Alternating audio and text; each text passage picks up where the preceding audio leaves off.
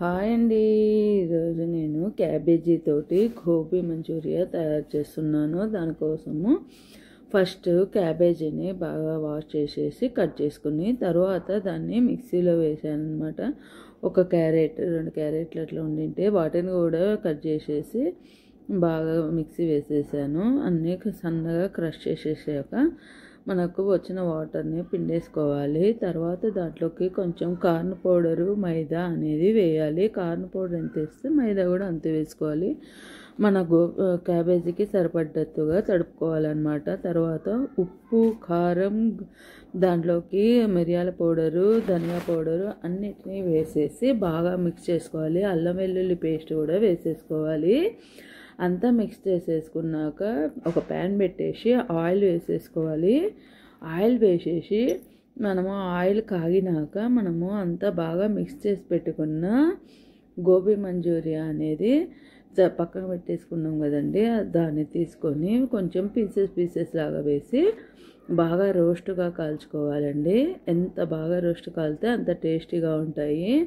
మనకు గోబీ మంచూరియా అనేది తయారైపోయినాక మనము ప్యాన్ పెట్టేసి దాంట్లోకి కొంచెము నూనె వేసేసి ఆనియన్స్, అల్లం వెల్లుల్లి పేస్టు అన్నిటినీ బాగా వేసేసి వేయినాక దాంట్లో కొంచెం కార్న్ పౌడర్ వాటర్ వేసేసి బాగా మిక్స్ చేసేసుకోవాలి.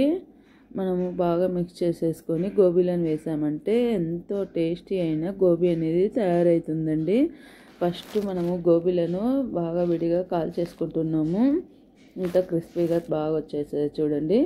తర్వాత దానికోసం ఆనియన్ అవన్నీ వేసేసి బాగా వేయించుకొని దాంట్లోకి మనము సాసు, సోయా సాస్ అన్నిటిని వేసేయాలి. కొంచెం చిల్లీస్, మిర్చి అన్నిటిని వేసి బాగా మిక్స్ చేసేసుకొని కార్న్ పౌడర్ని అన్నిటిని కూడా వేసేసుకోవాలండి. అన్నిటిని వేసేసుకున్నాక కొంచెం వాటర్ వేసేసి బాగా మనము గోబీలను అనేది వేయించుకున్నామంటే ఎంతో టేస్టీ అయిన గోబీ అనేది రెడీ అవుతుంది. మీరు కూడా ఇలానే చేస్తారా? ఎలా చేస్తారనేది ఒకసారి కామెంట్ చేయండి. టేస్టీ రోడ్ సైడ్ గోబీ అనేది తయారైపోయింది. మేమైతే ఎంతో ఇష్టంగా తిన్నామండి. మీరు కూడా ఇలానే చేస్తారా?